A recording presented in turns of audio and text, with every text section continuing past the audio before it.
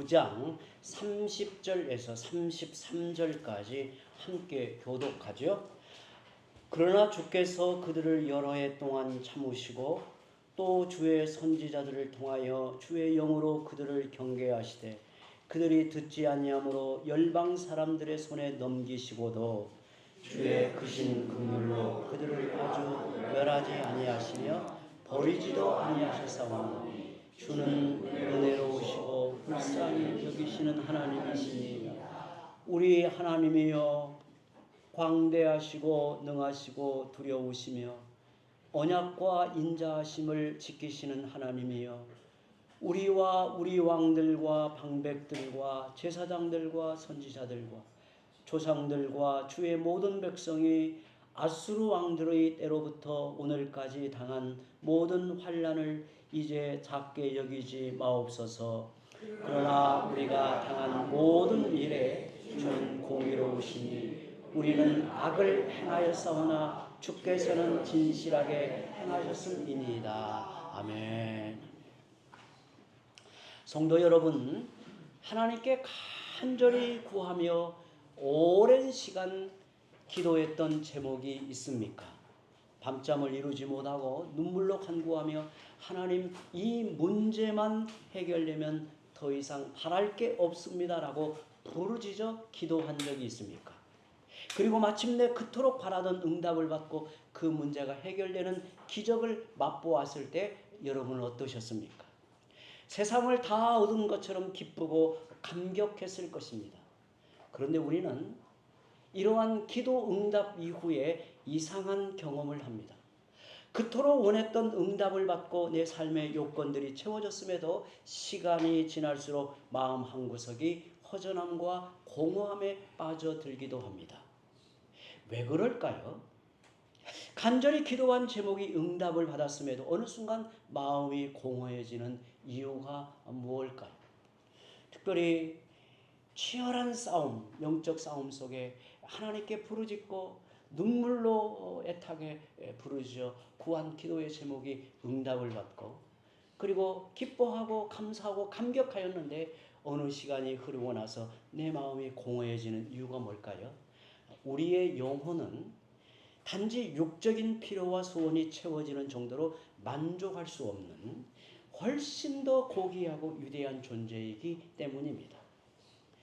우리는 기도할 때 하나님을 찾고 구하기보다는 우리가 원하는 응답을 받는 것에 모든 마음이 기울어져 있어요. 우리가 어떻게 하면 이 기도의 응답을 받을 것인가라는 이 마음에 관심이 기울어져 간다는 거죠.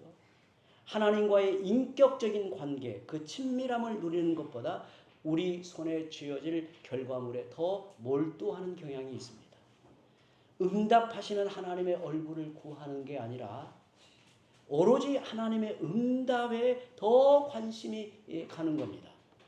그러나 그러니 삶의 문제는 해결됐을지라 몰라도 하나님과의 친밀한 관계가 느슨해짐으로 마음 한구석에 공허함이 밀려오는 것입니다. 오늘 본문에서 보게 되는 유다 백성의 형편이 꼭 그러했습니다. 그들은 바벨론 포로에서 돌아와 하나님의 도우심과 느헤미야의 뛰어난 지도력으로 불가능해 보였던 예루살렘 성벽을 단 52일 만에 재건하는 기적을 이루었습니다. 대적들의 방해를 뚫고 그토록 염원하던 성벽이 완성되었을 때 그들은 감격하여 울며 환호했습니다. 그러나 성벽 재건이라는 거대한 목표를 다 이룬 후에 이상하게도 그들에게는 영적인 공허함이 밀려왔습니다. 위대한 역사를 이룬 후 오히려 영적으로 공허해지는 이유가 뭘까요? 우리가 교회 역사를 볼 때도요, 큰 부흥의 역사 이후에 또 급격히 영적인 어떤 쇠락기를 맞이하는 경우가 많이 있는데요. 이런 이유가 뭘까요? 사실 하나님은 단순히 성벽 돌 무더기를 쌓는 것만 도우신 게 아니었습니다. 그 고난의 과정을 통해 그 고난의 현장에서 하나님은 자기 백성을 얼마나 사랑하시는지, 그들을 언약 백성으로 부르신 하나님이 얼마나 신실하신 분인가를 보여주고 계셨단 말이죠. 하지만 유다 백성은 눈앞의 성벽과 자기들의 처지에만 몰두한 채 이 모든 역사를 주관하신 하나님을 온전히 바라보지를 못했습니다. 성공의 환호성이 잦아든 그 자리에 불현듯 영적인 굶주림이 밀려온 것입니다. 이런 현실 앞에서 유다 백성은 절실히 깨닫습니다. 비로소 깨달아요. 눈에 보이는 성벽이 재건되었다 해서 무너진 영혼의 상태가 저절로 세워지는 게 아니라는 사실을 절실히 깨닫습니다. 그래서 그들이 어떻게 하는가? 그들은 학사 에스라를 세우고 그간에 잃어버린 말씀을 듣기 시작합니다. 영혼의 성전을 세우고자 말씀을 듣고자 했어요. 성도 여러분, 우리가 내 영혼에 꼭 필요한 기도를 하기 위해서는 반드시 말씀의 조명을 받아야 합니다. 우리만 기도하는 게 아니죠. 세상의 모든 종교에는 기도가 있고 그들도 나름 간절하게 기도하는 그들의 모습을 보아요. 그런데 오늘 우리가 주의 은혜의 백성으로 내 영혼에 꼭 필요한 기도를 하기 위해서는 반드시 말씀의 조명을 받아야 합니다. 하나님의 말씀 마치 거울과 같아서 세상 욕심에 눈이 멀어 정작 보지 못한 자기 영혼의 민낯을 보게 하는 겁니다. 여러분, 여러분의 모습을 거울 앞에 보이면 여러분의 영혼을 보여주나요? 보지 못해요. 더구나 인간의 눈은 자기 관점에서 그리고 세상의 욕심으로 이 눈이 어두워지면 정말 보아야 될 내 영혼의 민낯을 보지 못한단 말이죠. 오늘 이 말씀을 통해 내 영혼의 상태를 정직하게 진단하고 우리의 여러 사소한 바람을 넘어서 하나님이 원하시는 더 큰 갈망이 무엇인가를 깨닫는 은혜가 있기를 바랍니다. 다니엘과 에스라가 하나님의 말씀을 읽는 중에 이스라엘 백성의 죄를 각성했던 것처럼 느헤미야와 유다 백성은 하나님의 말씀을 듣다가 비로소 그들의 죄를 깨닫고 회개하며 통곡의 기도를 드리기 시작합니다. 여러분, 하나님 말씀 앞에 설 때 정말 하나님 앞에 말씀 앞에 내 영혼이 설 때 우리는 비로소 내 주변의 문제가 아니라 자기 영혼의 진짜 상태를 직시하게 된단 말이죠.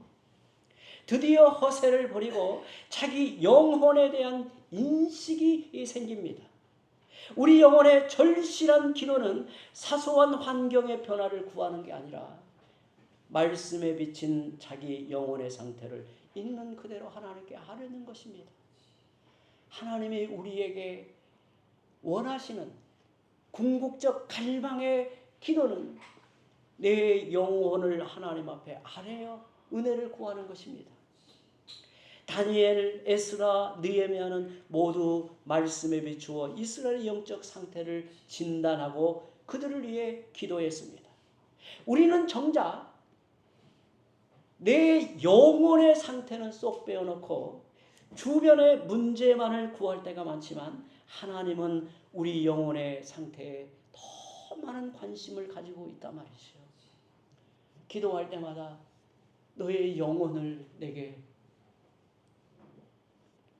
드리며 나아오기를 바라는 거예요. 너의 영혼이 하나님의 은혜로 말미암아 새로워지기를 바라고 하나님의 손길에 의하여 너의 영혼이 치유되기를 바라시는 것이 하나님의 마음이란 말이죠. 그러나 우리는 내 인생의 주변의 문제, 내 인생의 여러 수많은 문제들을 가지고 하나님 앞에 나아가는데 정작 내 영혼의 문제에 대해서는 망각하고 잊어버린단 말이에요. 느헤미야서를 보면 느헤미야의 개혁은 5단계로 이루어진 것을 볼 수 있습니다. 첫째는 하나님의 말씀을 들어요. 둘째는 말씀 앞에 자신을 돌이켜 회개하고, 셋째는 우리의 죄를 사하신 하나님을 기뻐하고, 넷째는 하나님께 엎드려 순종하고, 다섯째는 하나님께 영광을 돌려 감사하게 됩니다. 그런데 개혁의 결과로 하나님을 기뻐하고 하나님께 순종하고 감사하기에 반드시 통과해야 하는 과정은 하나님의 말씀에 비추어 자신의 죄인됨을 통감해야 돼요. 통감해야 돼요. 여러분, 예수 그리스도의 십자가의 은혜가 얼마나 복되고 귀합니까? 우리는 이런 생각을 갖습니다. 이렇게 귀한 은혜의 복음을 외면하다니 이해하기 어렵다. 이 복음의 은혜로 구원을 받는 이 놀라운 사실을 어찌 외면할까? 그런데요, 이유가 있습니다. 그 이유는 내 영혼의 상태를 보지 못하면 그것이 얼마나 귀한가를 알아채지 못한단 말이에요. 느헤미야 9장은 이스라엘의 죄악의 역사와 하나님의 은총의 역사를 교차적으로 대비하여 보여줍니다. 우리 성도들 오늘 네 구절만 읽었지만 사실 느헤미야 9장의 전체의 말씀을 우리가 함께 오늘 지금 나누고 있는 거예요. 그런데 이 느헤미야 9장의 말씀을 우리가 찬하게 읽어보면 정말 감동적입니다. 하나님의 눈물겨운 사랑이 어떠한가를 우리가 보게 돼요. 바벨론 포로에서 귀환한 유다 백성의 문제만을 말하지 않습니다. 하나님을 배반하여 거역했던 유다의 모습을 지적하시면서 동시에 하나님의 오래 참으심, 용서하심, 그리고 하나님의 신실하심을 대비하여 이 말씀에 담아놓고 있어요. 그 표에 잠깐만 제가 좀 보죠. 이스라엘의 죄악의 역사와 하나님의 은총의 역사를 계속해서 대비하여 말씀을 우리에게 하고 있습니다. 이스라엘의 죄악의 역사 가운데 16절 17절 전반부 함께 우리 한번 읽어보죠. 같이. 그들과 우리 조상들이 교만하고 목을 굳게 하여 주의 명령을 듣지 아니하고 거역하며 주께서 그들 가운데서 행하신 기사를 기억하지 아니하고 목을 굳게 하며 패역하여 스스로 한 우두머리를 세우고 종되었던 땅으로 돌아가고자 하였나이다. 이 말은 하나님 앞에 있는 너희가 바로 이런 종자이다라는 거예요. 너희가 이런 사람들이다. 이런 백성이다. 그러나 하나님의 은총의 역사는 어떻게 나타났는가? 17절 뒷부분에 그러나 주께서는 용서하시는 하나님이시라. 은혜로우시며 긍휼히 여기시며 더디 노하시며 인자가 풍부하심으로 그들을 버리지 아니하셨나이다. 18절 보면요. 또 제가 읽습니다. 또 그들이 자기들을 위하여 송아지를 부어 만들고 이르기를 이는 곧 너희를 인도하여 애굽에서 나오게 한 신이라여 하나님을 크게 모독하여 싸우나. 이 말은 너희가 하나님 앞에 언약 백성인데 언약을 맺은 이 복된 관계를 너희 손으로 깨트리지 않았느냐? 언약을 파괴하지 아니하였느냐? 하나님을 부정하고 하나님을 거역하여 반역한 백성이 아니었느냐? 그럼에도 하나님께서는 그들에게 언약하신 바를 거두지 아니하시고 어찌하셨는가? 23절에 주께서 그들의 자손을 하늘의 별같이 많게 하시고 전에 그들의 열조에게 들어가서 차지하라고 말씀하신 땅으로 인도하여 이르게 하셨으므로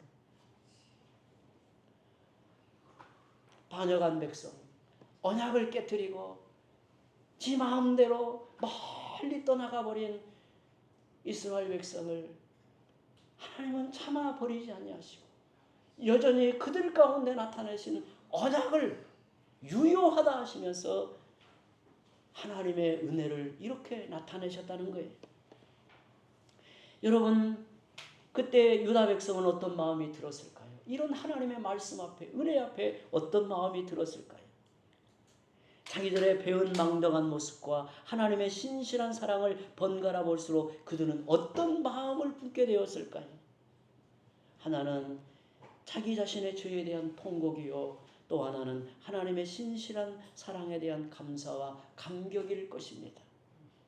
우리는 대개 회개는 죄인인 자기 자신을 책망하는 것이라고만 생각합니다. 그러나 느헤미야 9장에 말씀하는 회개는 단순히 책망하는 것을 넘어섭니다.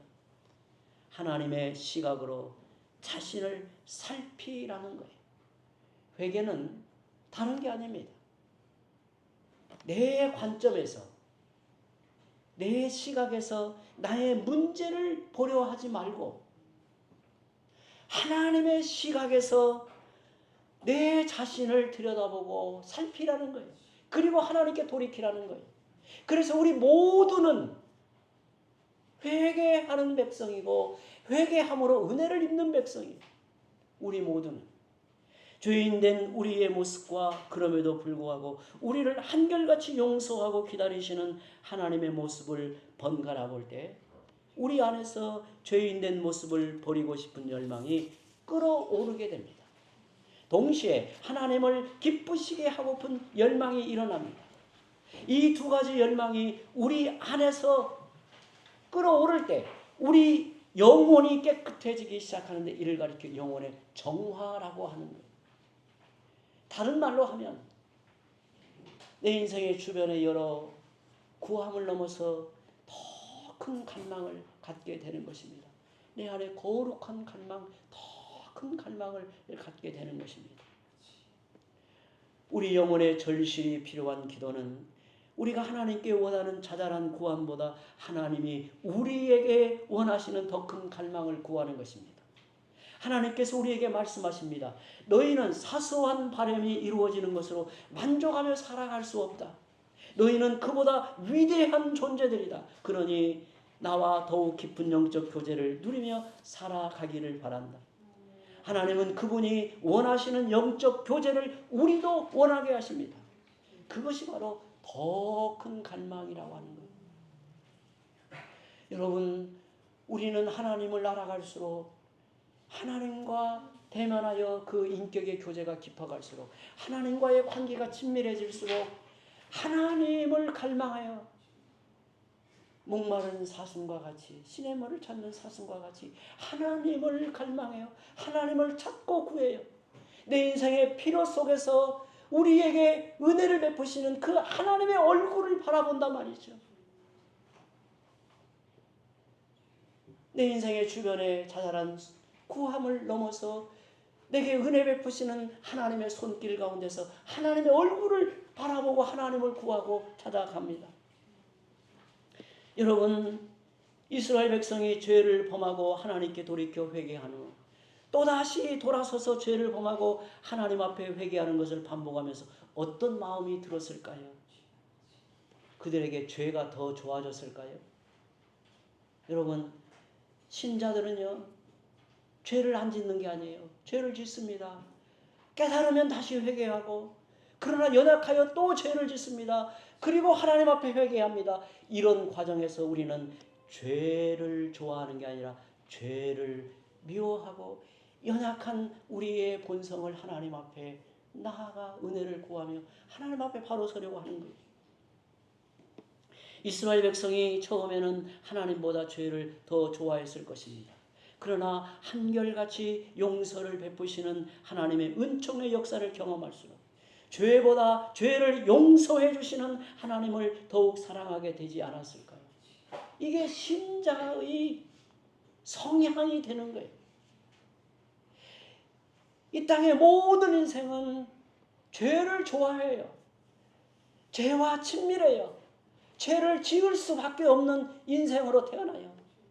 그러나 하나님의 은혜를 받고 한결같은 하나님의 용서하시는 사랑을 알아가면 알아갈수록 점점 죄와는 서먹해지고 죄가 낯설어지고 이제는 하나님이 내게 가까이 친밀한 아버지가 되는 거예요. 이런 상태에 다다른 모습을 가리켜 성령의 조명으로 변화된 삶이라고 하는 것입니다. 마치 빛이 내게 비추이는 것처럼 깨달음이 임하는 것입니다. 우리 영혼에 꼭 필요한 기도는 이전에 알지 못했던 하나님의 은총을 깊이 깨닫게 하시는 조명의 은총을 구하는 것입니다. 그런데 한편 이스라엘 백성은 죄를 짓는 것과 죄를 용서받는 것을 반복해 경험하면서 그들이 인간이기에 연약한 백성이기에 스스로 포기하고 싶은 생각도 들지 않았을까요? 저도 가만히 생각해 보면 우리가 하나님의 은혜로 구원을 받고 하나님의 백성답게 성화되어지는 과정에 있어서 우리에게 요구되는 것은 우리의 옛사람을 십자가의 피로 죽이는 거 아니겠어요? 달리 말하면 사도 바울이 로마서에서 말하고 있는 대로 죄를 죽여야 된단 말이에요. 죄를 죽여야 돼요. 그 싸움이 쉬운 게 아니죠. 어려운 거죠. 여러분, 싸워도 승률이 50% 넘으면 그래도 용기를 내요. 힘을 내요. 그런데 승률이 10% 이하예요. 10번 싸우는데 9번 져요. 나중에 어떤 마음이 드나요? 안 되나 보다. 인간이 이렇게 연약하나 보다. 그냥 대충 살아야 되나 보다. 이런 마음이 든단 말이에요. 그러나 하나님께서 우리에게 바라시는 것이 뭘까요? 우리에게 바라시는 게 뭐예요? 저는 학교에서 학생들이 받는 상 중에 우등상보다 개근상이 더 중요한 상이라고 생각을 합니다. 부모님들은 우등상을 받으면 좋아라고 해요. 개근상을 받으면 받았나 보다 그렇게 생각해요. 그런데 여러분 생각해 보죠. 우등상은 본인이 잘하는 공부로 받는 상이지만 개근상은 비록 공부는 잘하지 못해도 하루도 빼놓지 않는 성실한 자세를 칭찬하여 받는 상이기 때문에 귀한 거예요. 여러분 초등학교 6년 동안 개근상을 받는다고 해보세요. 이게 작은 일일까요? 이거 어마어마한 일입니다. 어마어마한 일이에요. 인생이 안 아플 수 없죠. 또 학교 가기 싫은 날도 있겠죠. 그래도 6년 동안을 빼놓지 않고 학교에 출석하여 공부해서 개근상을 받는다는 건 그건 대단한 거예요. 여러분 우리가 하나님의 말씀대로 잘 살아서 신자가 되는 것입니까? 우리는 말씀대로 잘 살 때도 있고 잘못 살 때도 있어요. 낙심할 때도 있어요. 어쩌면 솔직히 잘못 사는 때가 더 많지 않을까요? 그럼에도 불구하고 우리를 향한 하나님의 마음은 너는 말씀대로 살지 못했으니 내 자녀가 아니다라는 게 아니에요. 너는 어찌되었건 나의 자녀로 살아야 한다. 살아내야 한다. 나는 너를 포기할 수 없다. 이에 대해 아멘함으로 우리는 신자로 살아가는 것입니다. 따라서 하나님이 나를 포기하지 않으셨는데 나 스스로 포기하고 만다면 그건 하나님이 원하시는 삶의 길이 아니에요. 우리 영혼에 절실히 필요한 기도는 우리를 향한 하나님의 마음을 자기 마음으로 삼고 하나님과 하나 되는 것입니다.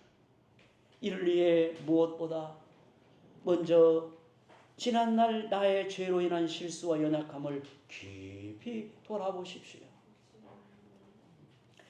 저도 때로는 지나온 삶 속에서 연약한 내 인생의 걸음을 생각하면 부끄럽고 하나님 앞에 죄스럽고 하나님 내게 다시 한번 인생이 주어진다면 내가 이렇게 살고 싶습니다라는 마음의 결단을 늘 가져요.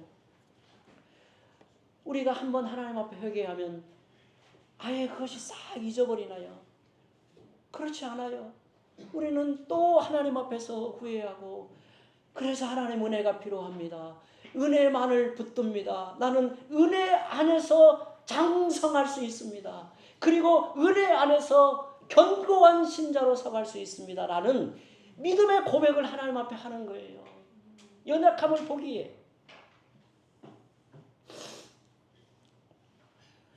이때 주의할 점은 스스로 정죄하지 말고 자신의 부족한 모습 그대로 솔직하게 인정하고 응시하는 거예요. 하나님의 눈으로 자신을 바라보는 거예요. 다음으로 하나님의 용서와 용납과 은혜와 사랑을 하나하나 붙드십시오. 이 두 가지를 한 후 마음 깊은 곳에서 올라오는 참회와 감사를 하나님께 드리는 것이 회개라는 것이고 하나님의 말씀을 삶으로 실천하는 것이 순종입니다. 하나님은 그런 것 같아요. 하나님의 은혜를 향하여 가난한 마음으로 손을 내밀면 하나님은 다 용납해요. 저는 목회를 하면서 하나님의 마음을 느낄 때가 많습니다. 제 자신을 보면서도 하나님의 마음을 느낄 때가 많아요. 하나님은요 99번 싫은 짓을 해도 하나님 앞에 미운 짓을 해도 한 번 하나님 앞에 진실로 돌이켜 은혜를 구하며 회개할 때 하나님은 99가지의 실수와 연약함을 없다고 여겨요. 그냥 품어요. 다 안아줘요.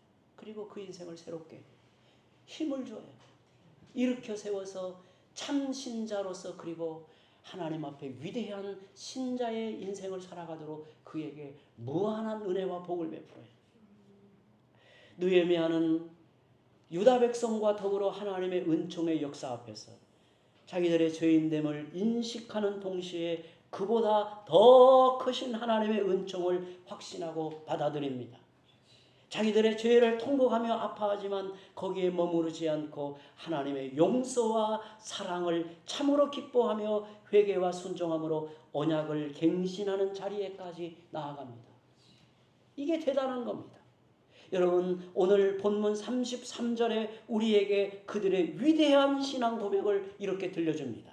33절 함께 읽어보죠. 그러나 우리가 당한 모든 일에 주는 공의로우시니 우리는 악을 행하였사오나 주께서는 진실하게 행하셨음이니이다.